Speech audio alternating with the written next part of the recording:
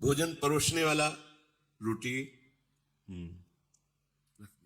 हल्ला मचा के ये सब ऐसा नहीं। वो जब आपके सामने परोसने आ रहा है, वो जो दे रहा है आपको आवश्यक है ले लीजिए, नहीं आ रहा है जितना आया है राधे श्याम पाली। गृहस्थी भी हमारे अंदर गलतियां हैं, वो विकार से होती हैं।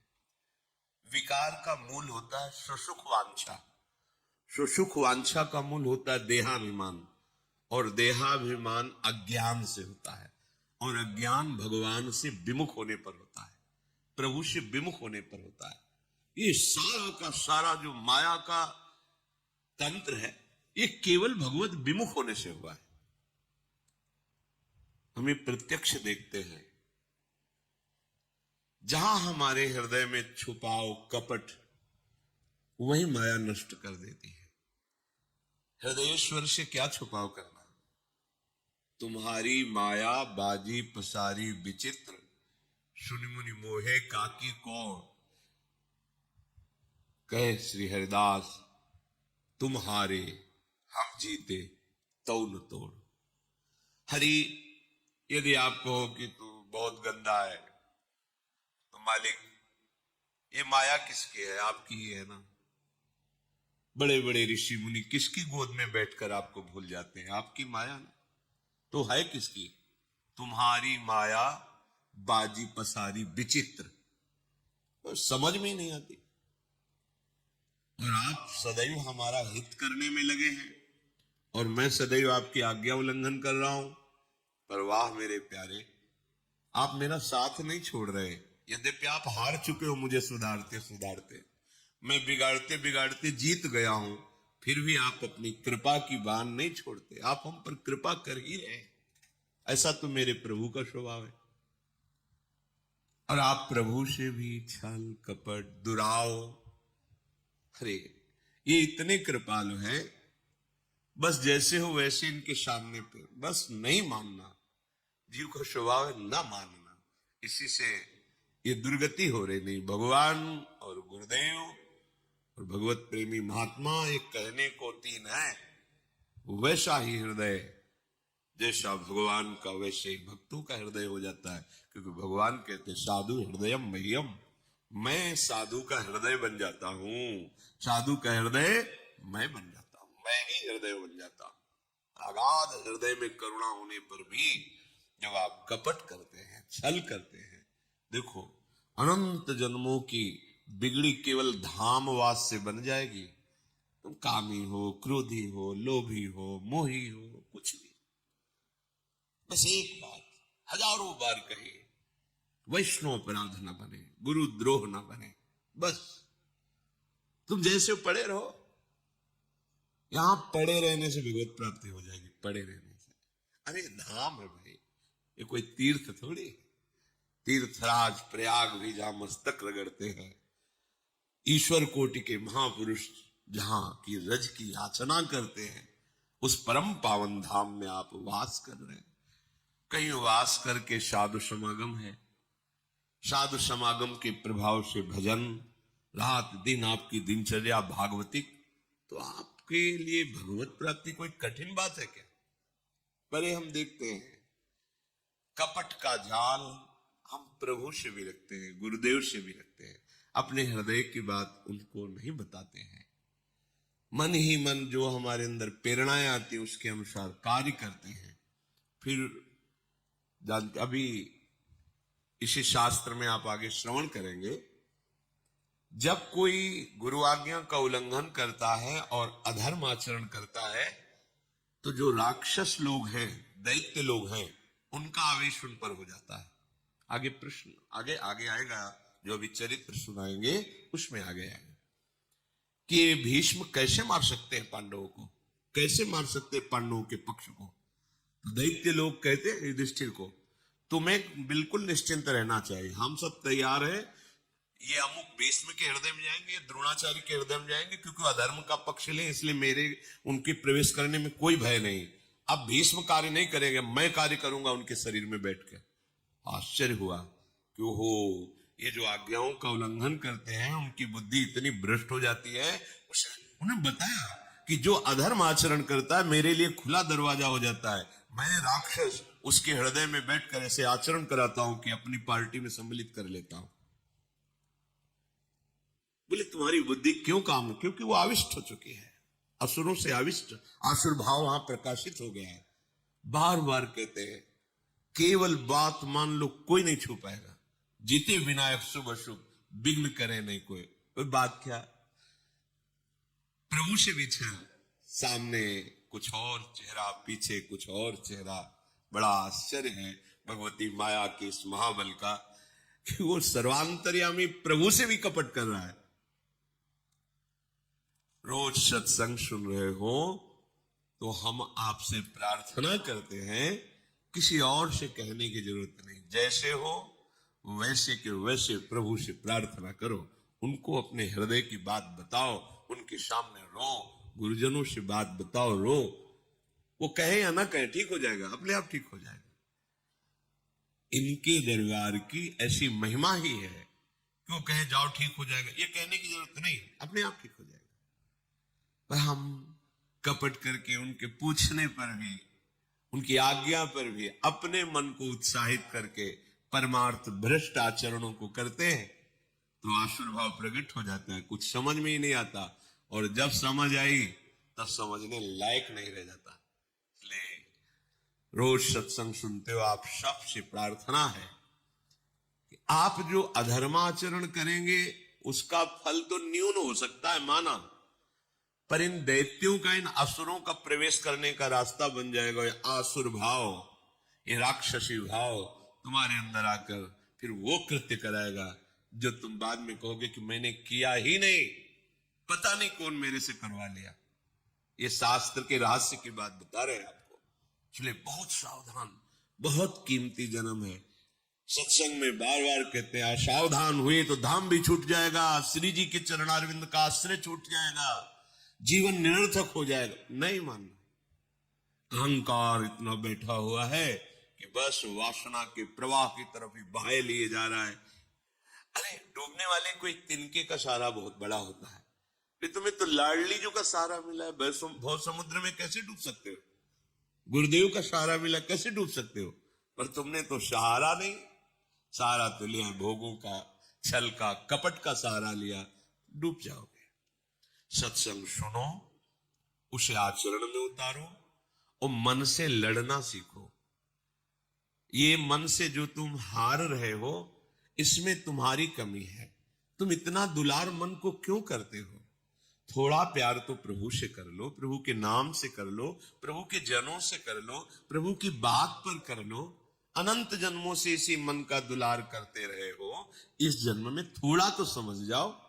पर वो समझना नहीं, अपनी समझ को वासना के हाथ समर्पित कर दिया तो कैसे समझ पाओगे? उपासना के हाथ समर्पित कर दो, अभी ठीक हो जाओगे, अभी समझ जाओगे। कुछ ठीक नहीं होना, बस स्वीकृति बदल देनी। जहां स्वीकृति बदली तुम विजय प्राप्त कर लोगे। ना तुम स्त्री हो, न पुरुष हो, भगवान के अंश हो, प्रियाजू के निज जन हो, ये कहां स्वीकृति? स्त्री भाव में हुए तो काम, क्रोध, लोभ, ईर्ष्या मुझे, पुरुष भाव में हुए तो इसी भाव की स्वीकृति से तुम्हारे अंदर ये सब दुर्गति वाले लक्षण हैं। भाव को तो बदलो, पर कोई सुनकर, समझकर, मान करके बिरला ही चलता है। नहीं, सब मनमानी, हे मनमानी। इसीलिए भगवत प्राप्ति बहुत कठिन कही जाती है, इसीलिए संत समागम का फल मिलना बहुत कठिन हो जाता है, क्योंकि सब अपने मनमानी। थोड़ा तो गुरुमानी बनो, थोड़ा तो शास्त्र आज्ञा का पालन करो। ये जन्म बहुत कीमती है। देखो वैसे ही प्रारब्ध कर्म बड़े बड़े संतों को देखो कष्ट दे रहे हैं, तो आप विचार करो जरा, क्या आप सदैव सुखी रहेंगे? क्या आपका सदैव शरीर स्वस्थ रहेगा? क्या आपको सदैव सहयोग मिलेगा सांसारिक व्यक्तियों का? आज तुम्हारा शरीर स्वस्थ है, तुम जवान हो, तो तुम्हारे शरीर को भोगने के लिए तुम्हें मित्र मिल जाएगा। कल जब तुम्हारा शरीर अस्वस्थ होगा और तुम्हारा पाप कर्म बढ़ जाने के कारण सब कुछ छीन, नाम जप करो अंदर से, कोई पद चला लो, शांत हो जाओ। भोजन परोसने वाला रोटी हल्ला मचा के ये सब ऐसा नहीं। वो जब आपके सामने परोसने आ रहा है, वो जो दे रहा है आपको आवश्यक है ले लीजिए, नहीं आ रहा है जितना आया है राधे श्याम पाले। गृहस्थी में तो स्वयं आपने बनाया, भोग लगाया, आराम से बैठ के नाम जप करते हुए पाइए। एक हाथ से पाए, दाहिने हाथ का ही प्रयोग होना चाहिए। दोनों हाथ स्पर्श होने से फिर वो अपनी बुद्धि को मलिन कर देगा, ऐसा शास्त्रीय सिद्धांत है। पात्र में एक ही हाथ का स्पर्श होना चाहिए। ऐसे प्राय जो लोग सत्संग नहीं करते, साधु सेवन नहीं, वो दोनों हाथों से ऐसे नहीं पाना चाहिए, शास्त्र विषय। तो भोजन भगवत चिंतन करते हुए बनाए, प्रभु को अर्पित करें, और जब प्रसाद पाए तो मौन रखे। उस समय प्रसाद के समय बोला नहीं जाता, बातचीत ये वो ऐसा नहीं। किसी की तरफ देखो मत, अपने प्रसाद की तरफ देखो, सावधानी रखो, एक एक कवल में भगवान नाम जपो, राधा राधा राधा। उससे क्या होगा, आगे कह रहे हैं, क्षमस तारणाय वही, अपने को तारने की और दूसरे को भी तारने की बुद्धि उसके अंदर प्रकट हो जाती है। हम लोगों की आज जो बुद्धि मलिन है ना, मनमानी आचरण करने का आदेश कर रही है, उसका कारण यही है। बहुत तरह से हम अपनी बुद्धि को अपवित्र करते रहते हैं। आहार पूरे जीवन का आधार है। भोजन ठीक है तो सब ठीक हो जाएगा। भोजन धर्म युक्त कमाए हुए धन से भगवत चिंतन करते हुए, रसोई में अमनिया करके, भगवत अर्पित करके, प्रसाद स्वरूप मौन धारण करते हुए, नाम जप करते हुए प्रसाद को एक हाथ से पाना। इससे क्या होगा, कह रहे हैं सा क्षमस तारणाए वही, वो अपने को भी तारने में समर्थ है और दूसरे को भी तारने में समर्थ हो जाएगा। क्या होगा, उसकी बुद्धि भगवत परायण हो जाएगी। और इसके विपरीत जूता पहने हैं, अब जैसे आप समय देखो कलयुग का, आप जैसे भोजनालय में कहीं, जिन्हें होटल आदि कहते हैं, वहां पाने गए तो आप जूता थोड़ी उतारते हैं, हाथ थोड़ी धोते हैं, कुल्ला थोड़ी करते हैं, पशुवत आचरण। ऐसे जूता पहने हुए, ऐसी क्या कैसा बना हुआ है, कोई निर्णय नहीं, तो बुद्धि कहां जा रही है, देखो ना। केवल धर्माचरण की तरफ बुद्धि जा रही, शास्त्र युक्त, इंद्रियां शांत, भगवत चिंतन परायण, धर्म युक्त चेष्टाएं, ये सब केवल कहने में रह जाती, जीवन में आचरण में नहीं आ पाती, क्योंकि आहार विहार ही ठीक नहीं है। यही मूल है। बड़े बड़ी पवित्र बुद्धियों को भी आहार दूषित जाने पर भ्रष्ट आचरण हो गया। आहार बहुत बड़ा बल रखता है। जिसने कभी जीवन में मदिरा एक बूंद भी जबान में नहीं रखी, और जिसने कभी किसी की निंदा नहीं की, और जो विधि पूर्वक शास्त्रों का स्वाध्याय करता है और नाम जप करता है, वो पूरे विश्व को तार देगा, अपने आप को भी और पूरे विश्व के तारण करने की सामर्थ्य रखता है। ये साधारण बात नहीं है। जो आजकल के नवीन अवस्था के बच्चे खिलवाड़ में मदिरा को पीते हैं, क्या है, जिसके मुख में कभी जीवन में मदिरा नहीं गई है, किसी प्रकार से किसी की निंदा नहीं की, दोष आरोपण नहीं किया, और जो शास्त्र स्वाध्याय भगवान नाम जप करता है, सहज में मन शांत होकर उसका भगवदाकार हो जाता है। पूरे विश्व तारने की तात्पर्य है कि अगर पूरा विश्व उसकी बात मान ले, उसका आश्रय ले ले, तो उसका कल्याण करने में वो समर्थ है। यह हव्य, यज्ञ और काव्य, श्राद्ध, जितनी भी वस्तुएं हैं, ऐसे भजन करने वाला सबको पाने का अधिकारी है। यदि ऐसे जिसने कभी मदिरा नहीं, कभी मांस नहीं, शास्त्र स्वाध्याय, नाम जप, भगवत परायण, उसको दिया हुआ दान ऐसे सफल होता है जैसे प्रज्वलित अग्नि में दी हुई आहुति। साधु को कभी किसी अस्त्र से किसी पर प्रहार करने की जरूरत नहीं होती। मन्यु प्रहरणा विप्रा न विप्राहा शस्त्र योधिना निहन्युर्मन्युना विप्रा वज्रपाणि दिवासुरान। साधु का अस्त्र है क्षमा, वो किसी लोहे या धातु से बने हुए हथियारों को पास रखकर उनसे प्रहार नहीं करता।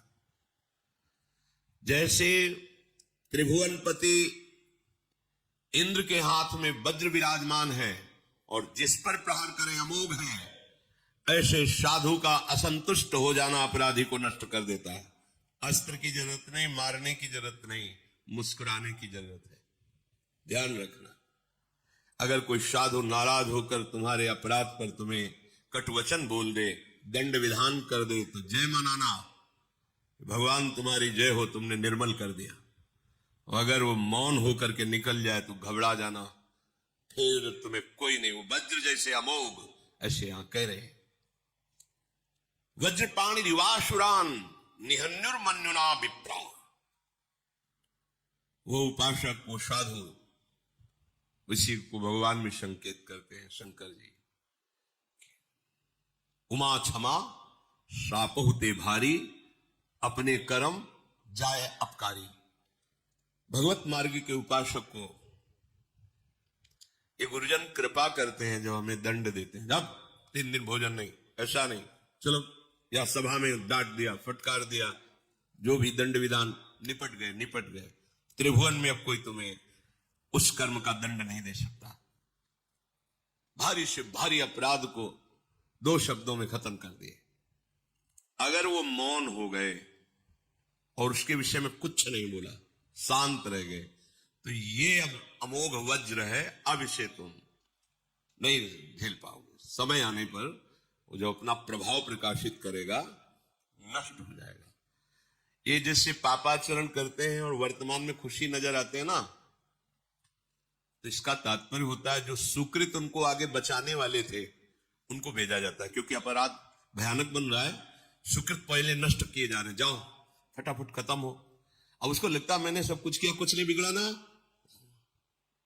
अब वर्तमान का भयानक अपराध जब उन सुकृतों का नाश कर देगा, फिर इसके बाद जब उसका प्रोसेस शुरू होगा, फिर किसी की सामर्थ्य नहीं है। जो इस रहस्य को नहीं जानते उनसे कहते सावधान रहो, सावधान, तुम्हें पता नहीं, ये बहुत प्रबल कर्म है जो नष्ट ही कर देगा, और कितने युग तक ये चलता रहेगा नष्ट करने के लिए, इसका कोई प्रमाण नहीं है। संत द्रोही, गुरु द्रोही, भगवत द्रोही कहीं भी ठोर नहीं, कहते ना इनके नरक में भी ठोर नहीं मिलेगा। तो वास्तविक नरक में भी ठोर का तात्पर्य कि जो नारकी जी दंड भोग रहे हैं, वो और दंड देते हैं कि तू तो हमसे भी गिरा हुआ है। मन्यु प्रहरणा, तुम्हें प्रहार करने की जरूरत नहीं है। युधिष्ठिर जी कहे, जो साधु है, जो उपासक है, भगवत मार्ग के पथिक है, वो किसी बाहरी अस्त्र का प्रहार नहीं करते।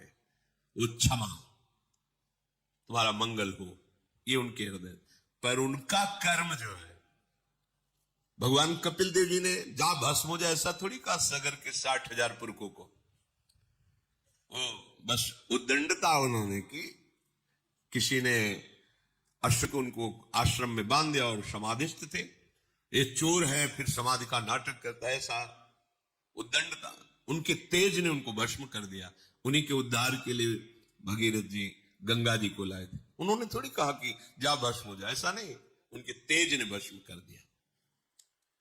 कभी भी किसी उपासक को, साधु को, भगवत मार्ग के पथिक को जैसे कोई अवहेलना, अनादर, कपट, छल, अपराध करता है, भयंकर पीड़ा पहुंचाता है हृदय की या शरीर की, शांत रहो।